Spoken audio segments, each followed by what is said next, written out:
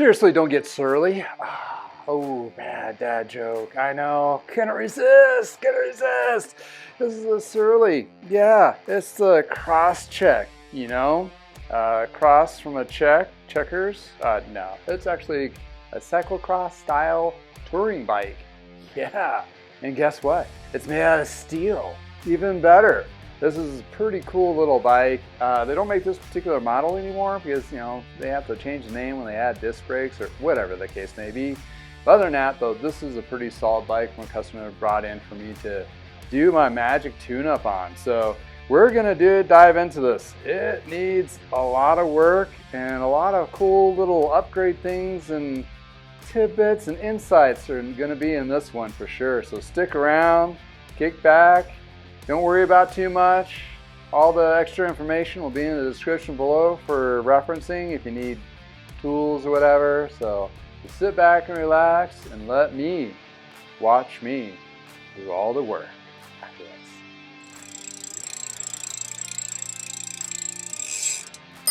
Welcome to I Know a Guy Bicycles, hanging out with a guy. Hi, I'm Justin the Guy. Obviously I have a garage shop. Take scary out of used, one bike at a time. If you want to be kept up to date on latest projects and topics, please like and subscribe. Yep, I'm here all day. Yeah, guess what? Taking scary out of used, one bike at a time. Yes. Welcome back to I Know a Guy Bicycles, hanging with a guy. Hey, I'm Justin the Guy on this old bike series. And yeah, we got ourselves a beaut. This one's one of those unique fun bikes to work on because it's not like your cookie cutter brands. And I like those too. The Trek specializes in the Giants, sure, but the Surly, the Somas, and the other niche brands out there, they're kind of fun because they have a different vibe to them. Kona used to be that way, but they got bought and they're being changed to something else. They're trying to keep that vibe, but not so much. But this still has its vibe, even though it's distributed by a company called QBP. The QBP is a distributor that's East Coast, somewhere, but they have a warehouse in Denver. In any case, they distribute Surly, also I think Soma, and some other Salsa. That's the other one that they carry. They have their own little vibe to them. If you look in the used market, they're not cheap. Even the used ones that have been around for a while are not cheap. There's a reason for that. They're kind of like built well, let's just put it that way. And they have a coolness factor to it. Way cool. This one actually has its own Surly 4130 steel chromoly, double butted, which you don't see very much nowadays is double butted chromoly frames because, well, they're not mass produced. Let's just face it. Those things have kind of fallen to the days of old, but there's still some manufacturers, well, small private builders, custom builders making those. And, you know, quite honestly, it borderlines on the cost of titanium. So, and the cost of titanium's gone down in the last decade or two. So, I don't know. The feel of steel can go either direction, chromoly or titanium. But in any case, this is a pretty cool little bike. This individual bought this. It's pretty close to his size-ish, and we'll double check that when he comes to pick it up.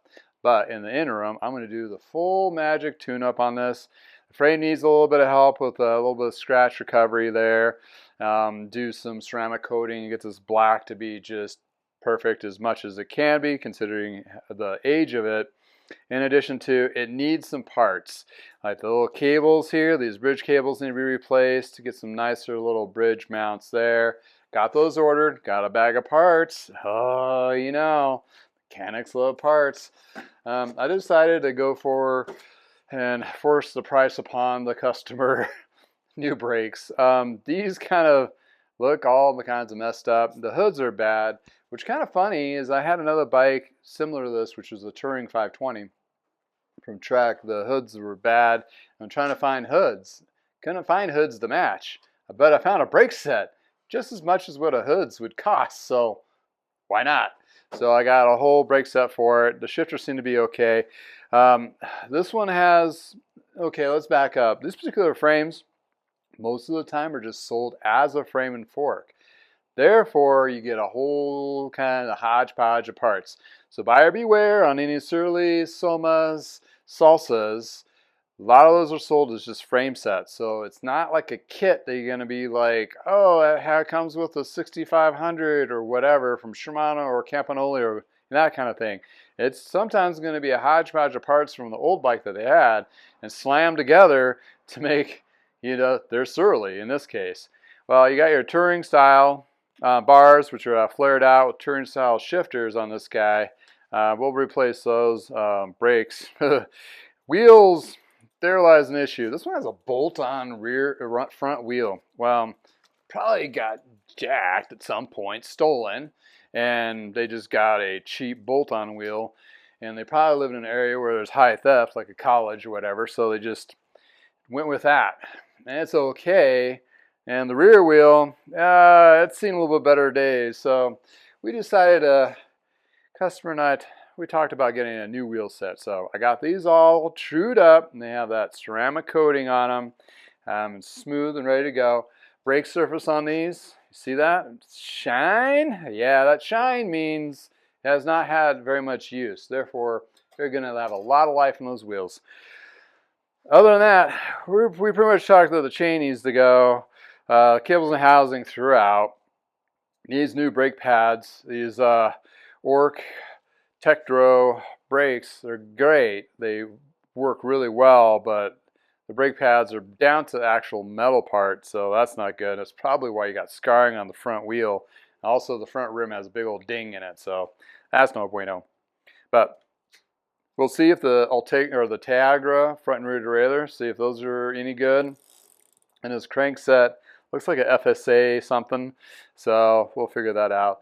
So I would say we're pretty much taking a little over a third of the bike and swiping it away and adding a whole bunch of new parts kit to it, and to make it a lot better ride for this guy. Because, at the end of the day, you want yourself to be on a nice bike that you're comfortable riding. You feel, basically, every time you go for a ride, you want to have this smile on your face. That's what we're shooting for. Also, I got him some tires. I'm going to do a little more of a knobby, cyclocross gravel tire. He has a nice other bike, which is a Klein, which he have featured a video of that before too. So this is a repeat customer, and guess what? Us mechanics, we love repeat customers. Why?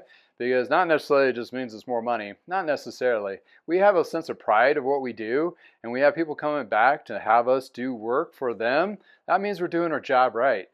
And that's a lot to say if you're doing your job right these days, because there's a lot of, I don't know, it just is. It's just happy, and there's a lot of different competition out there. And people usually are just price point savvy, like, oh, they're cheaper, I'm going to go here. Well, unfortunately, with bike mechanics, it's not apples to apples relation to each shop. The mechanic basically makes that position, and it's kind of like our own little rock stars, not to bloat our egos, but in any case, in other way, we're really happy to see people come back and have us do work, because we build that relation, and it goes both ways, because we like our customers coming back, and it just makes us feel good. Obviously, you did a good job. So here we are, and let's tear into this. Whew, where to begin? Oh, I know where to begin. Let's take these junky wheels off and start there. Get this frame stripped, and from there, we're going to do some polishing. Yeah. And some cleaning of some parts. Yeah. And a whole bunch more. But, this bike is going to be one of those second day, maybe third day, same bike and stand scenario, because I want to take my time on this, because it's a pretty cool little bike. So let's just dive into this. All right, so it doesn't have your typical STI shifters. These are the old school friction shifters. Yeah, and touring decided to put on the bars so you don't kill yourself while you're trying to shift while you're on the highway. The shifter seems to be working fine. When I tested it, it is missing a little plastic cap that tells it if you're an STI, which is Shimano Integrated Systems. Yeah, STI. STI came out and right about the time frame of these little bad boys. Well, we're about ready to leave the market. STI where where indexing was the thing. So indexing is where the friction shifter, where you kind of felt your direction to get into that gear, to you click a button and it goes to that gear. Yeah, that came out in probably 80s, right? And before that, it was just straight up friction. I was on a friction bike and definitely ran into a parked car, but that's my story. These guys, they're still pretty popular today, believe it or not. On gravel bikes, we're talking touring bikes and some various other. People just like the simplicity of it, and they're a little bit lighter. Get away from the brake levers, so there's still a home for them, as well as the front derailleurs. Dang nabbit, don't get rid of those. This is a double, not a triple, but hey, picker, can't be too choosy. But we're going to look at this and see if there's a power link to remove this guy. Yeah, new tech. Yeah, well, one day this was new tech. Back in the day. Tagra is your 4th level down from the top of the line. I think, oh, there it is. Which is good stuff. It's above Sora, and it seems to do fairly well. The further down the line you go, you want to find that happy medium. Oh, that is not wanting to budge. There we go. And that happy medium is where you don't have too much plastic junky pieces of the componentry, but you don't have like the super high-end alloys and costs. Trickle-down technology. Let's review that for a second. Back in the day, when Dura-Ace just came out, that was all the racers' buzz. It used to be camp and only record. But Dura-Ace is where Shimano does their big innovative changes of most of their componentry, most of the time. That's changed a couple times in the last decade or so. But back in the day, that was pretty much the standard. So you have a new Dura-Ace with a new 9-speed to a 10-speed, or STI shifting, or whatever the case upgrade was. Usually that first year, basically on that high-end stuff, basically sucked. Why did it suck? Well, they were falsified, put in race markets where pro mechanics worked on those bikes every day, and it said, it should be fine. Well, when it goes to the open market for the recreational, the rest of us, using that Dura-Ace stuff, and different kind of brands of frames and so forth, without the communication of what the spacing needs to be and all of that, sometimes there's a pinch. Can I say Dura-Ace triple 2002? That year blew.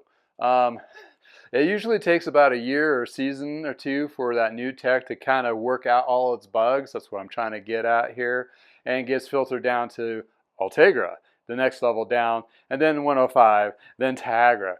I sure bet you on tomorrow's donuts that Ultegra pretty much has all, if not most, of the bugs worked out. Not always the case. I have a front derailleur video of the casting of it broke on pretty much all of them. They'd be toppy. But other than that, most of them are pretty okay.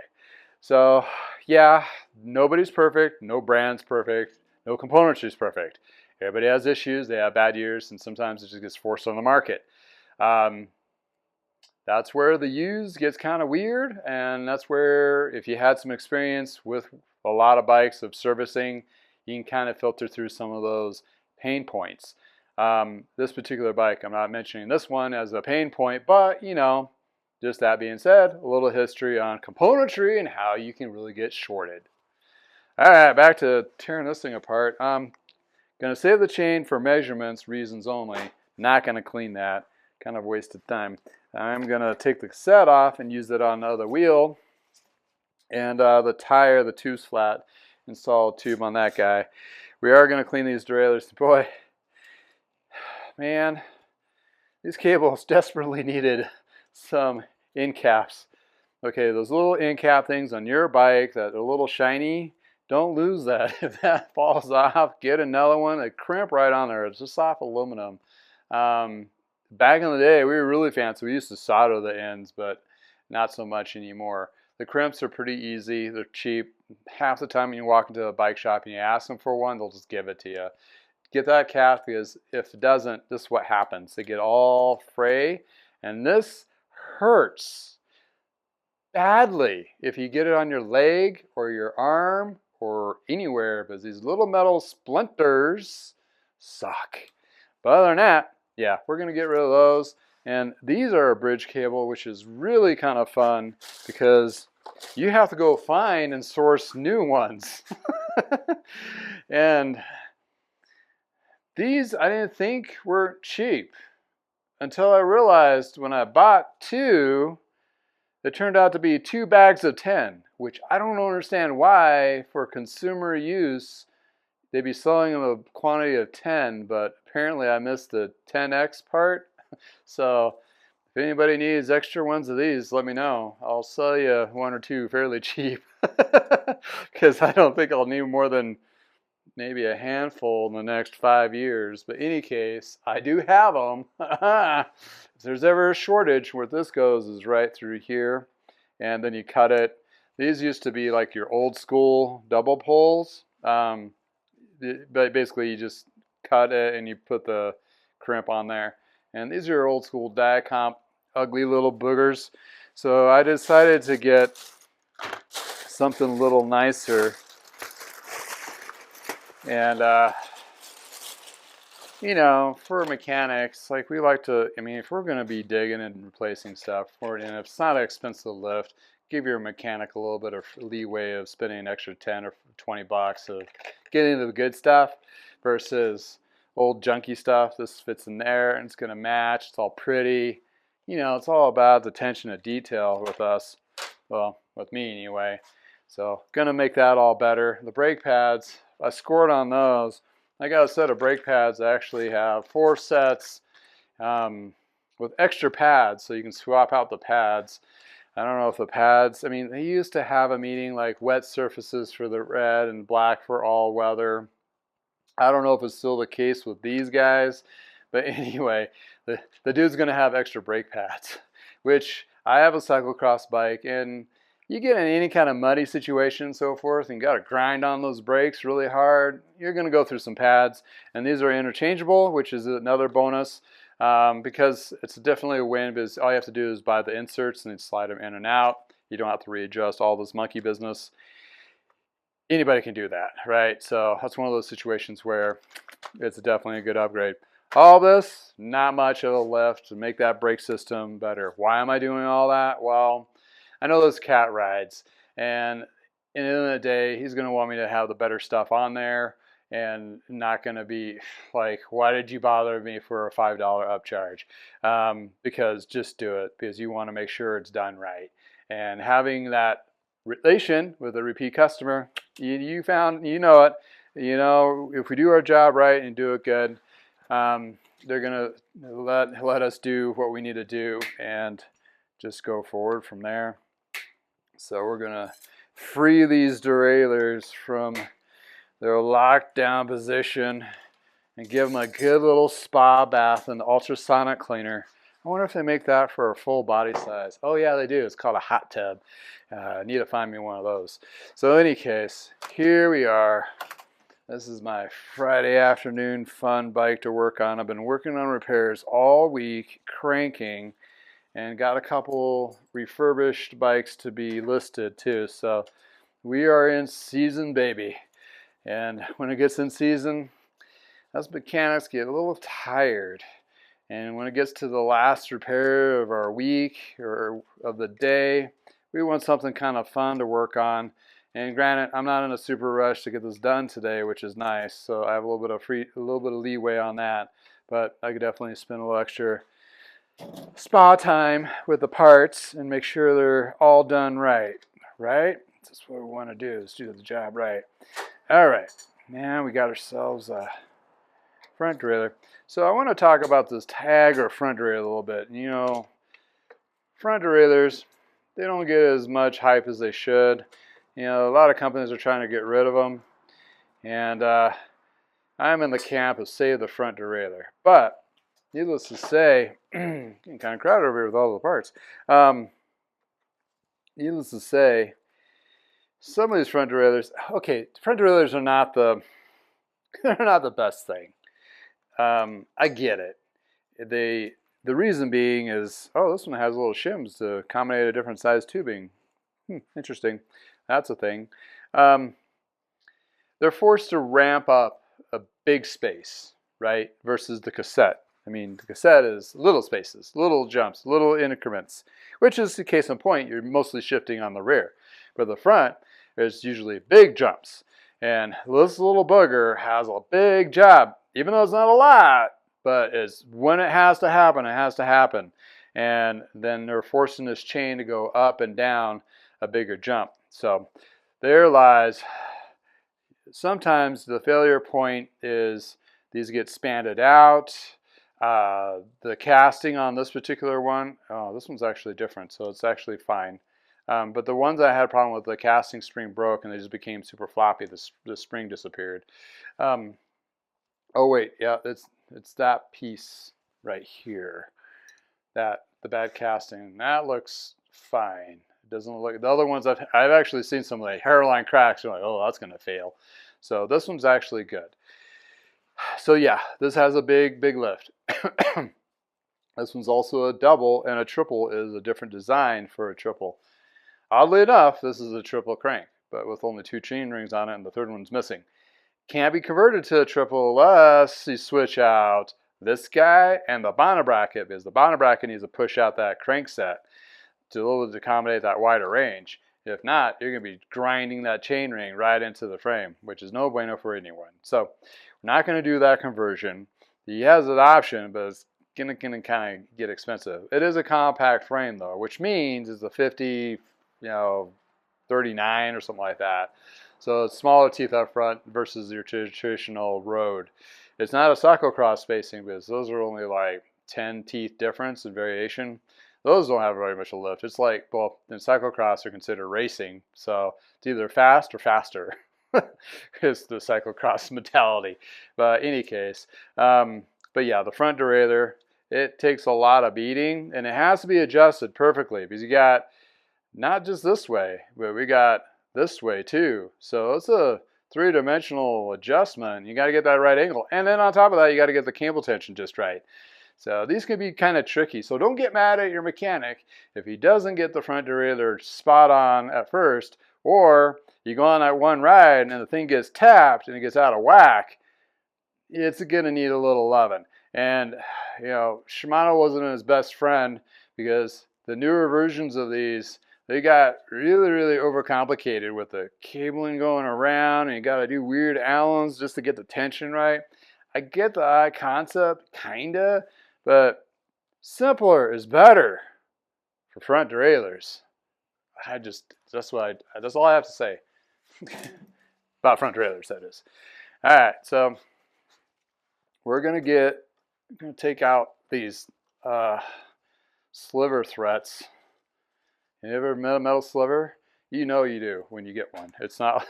It's one of those things. It's like instant pain, instant irritation. What was that? Something just fell out. Hopefully it was just a rack or something. Could have been. Just heard something hit the floor. That random piece of brokenness or something. In any case, that's the worn out brake pad. You can see there's like no material left. The other one's even better. We'll check this out. This thing has metal coming out from the actual bracket that holds the material, the brake material. So this particular frame will accommodate probably a 38 or 42C width tire. It all depends on the manufacturer too and the rim DI. But there's that brake. See that metal? That is going to cut your rim. And when I mean cut, it's going to start. This is, I would say alloy sometimes steel. And on an alloy rim, you know what's going to lose. The rim, for sure. So we're going to do the rear first so I don't get them mixed up for the first batch. Oh yeah, this is a fun little feature. Old school 70s dropout adjustments. These guys adjust the hub So when you put the wheel in there, and it's elongated, so you can kind of anchor that. This is before they actually had a dropout alignment tool. So the fix was the tool, which came out several decades later, but you'll find these on like old bikes, like 70s. This is not an old bike. This is copying an old style, which is kind of cool because you can kind of adjust the spacing from the rear wheel, so you can lengthen your wheelbase as well. This one has a lot of track to it, which fast forward today, they have fancier, cooler looking ones that are actually welded in titanium bikes. Ooh, that was a mouthful. But this one actually still has all the little nubbins on them and the screws, so that was a win because you can't find those parts. And once they're gone, unless you steal it from another bike, your buddy's bike that has them, and make it a running joke. This looks like it has a spring. Is it a spring? No. Oh, see, this little guy just likes to thread right off. So I'm going to take a little Loctite and lock that down. There's no reason for that to come off. So anyway, double mounts, one for fenders, one for a rack mount, fender mount, or rack mount, and bottle cages here. Only got two. Sometimes you'll get another bottle cage underneath for touring. So this is all kinds of your traditional mix, hybrid, which they have on today, which they actually updated them on the newer versions of the elongated. And then you deal with a disc mount there. With titanium, if you get like a titanium brake like this, you can probably, I know you can, you get a hold of a titanium builder, like Black Sheep and Fort Collins, for example, and they have different brackets that can re-weld that titanium and convert it. I had a customer convert a 26 mountain bike frame, titanium bike, to a 27 gravel-ish bike.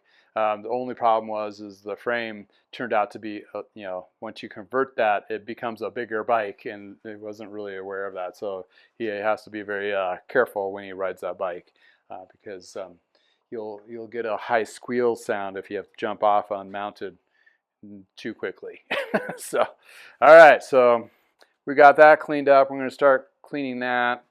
Let me the front wheel is your old school bolt-on, and it's what they would call a 15 millimeter, which I don't get to use these very often because there's stuff I work on usually don't have 15 millimeter bolts or any open socket type stuff, because everything's more of a metric kind of bolt Allen, and this will just slide right off. It does have lawyer tabs, so it's not that old. I didn't think it would be that old anyway. This also has mounts up front for those little fancy racks. Also mounts on the fork blade on the bottom there to do its bidding. But look how inexpensive this hub is. Okay, that's a dead giveaway. It's when it's like stamped steel and you got ooze coming out of the bearing area. I mean, that's just a whole bunch of ooh. And then it's a bolt on. Then the rim, I mean, at a glance, you're like, oh, it's a cool looking rim, but it's just a cheap pinned aero rim style. So it looks like, yeah, but the tire is still good. So we're going to save the tire on this guy. All right, we're getting there. Oh, this has a nice, fun little feature too. I thought this was like a little handmade kind of spoke thing, solder deal, but it actually has a stamp S from Surly. So they actually manufactured those, which is kind of cool. Unique looking for sure. Now it basically holds the cable stop here, so you can actually get that cantilever style brake. And cantilevers are predecessors of the V-brake. If you don't know what a V-brake is, that means you only know disc brakes. And sorry, you're just that young. In any case, we're gonna clean up these little brake posts. We want to put grease on those when we reassemble it as well. And we're going to pull that crank. But let's, yeah, get the rest of the parts here. Then we'll do maybe a little feature on kind of cleaning and detailing this frame. And as the parts are cooking, then we'll start working with the rest of the stuff. I should probably feature a little more of these particular shifters and how to deal with this hot mess of a rewrap, because these are a little different than what you would normally see, and how to, you see how they kind of did it there with your wrapping and the cable comes out. That's kind of a different thing. So we'll definitely feature that, and we'll definitely feature some frame polishing on this guy. I already did the wheels, so can't take a look at that. And if you want to see a whole bunch of sonic cleaning, I have sonic cleaning videos linked to a ultrasonic cleaning magic playlist. So if you want to see those guys, I'm not going to get into detail on this one because there's other cool things we want to feature, but that is cool. Everybody likes to use the ultrasonic cleaner if they're in the cycling industry. It's good stuff. So without further ado, let's dive into polishing the frame. Here we have the wheels. Oh, new wheel set with repurposed, basically really clean tires, all true and ready to go. Ceramic coating. Got our bits that we're going to be putting on the brakes. Those brake pads are definitely going to be replaced. And oh man, double ultrasonic clean the chain rings and the cassette. Man, that was a bear to get whatever grease was on there. But check out, whoa, the frame came out immaculate. Did some little polishing, and on top of that put a couple layers, a double stack of ceramic slam, ceramic coating for protection. It was like super smooth. So yeah, let's recap before I wrap this thing up. Yeah, this bike definitely had its own little challenges, a lot of it. Yeah, the componentry was not cleaning up with just the regular solution, so I had to do some pretty intense bagging, which is a video that will be produced from just ultrasonic cleaning those parts. In addition to, I got a wheel set that's actually a more appropriate matchy-matchy. I cleaned these tires up. They're only basically new. I mean, they're cleaned up wonderfully. In any case, going to be putting in the calipers, but I did switch out brake hoods, or not hoods, brake levers, and got those all together and be able to take the shifters off and put them back on. Cut the cables, got those all ready. So basically now it's just the assembly, and this actually part should go fairly quick. The only tricky bit is probably those caliper brakes. They're a little bit trickier by design, but you know, doing those back in the 90s was primarily that's what the brakes were back then. It should go fairly quickly. The shifting is pretty straightforward on these guys since they are drop shifting. So that case, and reassembling the chain rings on the crank there. But other than that, this bike will be one solid ride. Surly cross check. It kind of fits that cyclocross, as the cable's on the top for cyclocross racing, and it has like that gravel feature for accommodating way wider tires than your standard road bikes, maybe a little bit wider, but the pinch point I would think would be on the chainstays on this guy, or how wide the tire you can get on this. And then you got the touring feature, which I pulled all the bolts, but there's like rack mounts, fender mounts, rack mounts to the front as well. So it's really designed for like all three of those cycling genres. That's kind of where these are really popular bikes. In a sense, they are really good at all three of them. I mean, they're not the best, obviously, because cyclocross bikes, you get carbon frames and really fast racing, or gravel bikes have a little bit wider tires even with disc brakes. And then touring, you got the, you know, this one actually it fits more closer to the touring style. It'd be interesting to see what the wheelbase on this guy is for how length, and that is from center to center. And yeah, we're looking at 130, yeah, that's 103 centimeters. That is way, and to give you a comparison, like road bikes are around 190 to 100. So when you're looking at that, or 99, somewhere around there, 100. So you're talking about a variation of, oh, I'd say, you know, that much in the wheelbase, which will make the bike ride a lot differently. More touring style, gravel ride experiences. You want that a little bit longer frame road, because it's not as squirrely, holds, you know, especially if you pack it up, put some weight on there, it gives you a little more control, more kind of a good, you know, less flex, that kind of thing. In any case, this is one solid bike. Awesome chrome alloy. Paint job is really good. There's only a few chips on there, you can't really tell. The ceramic coatings can protect that any exposed metal anyway. Got the new brake levers and the shifters are all clean, ready to go. Just need to string it up, put the rest of the parts on there, and bam, off the road, dirt road, whatever kind of riding this individual's going to be doing. So I can't wait till he sees it and goes, ooh, because it was a hot mess. It had good bones, but we got it all figured out, and here we go.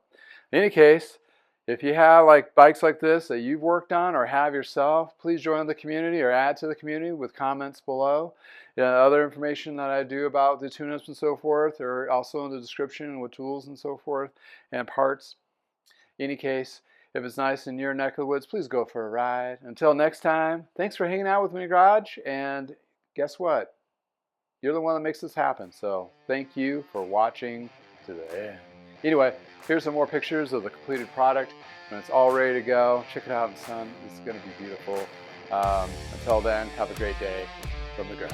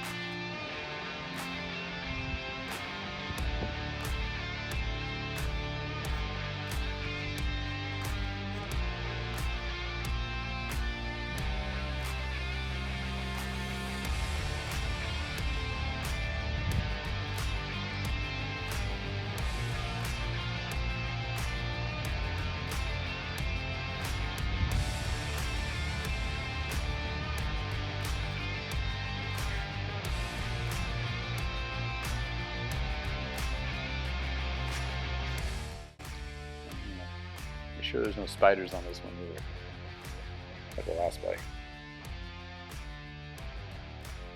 I don't know if it's spiders that are living in the garage or they're bringing them in with the bikes.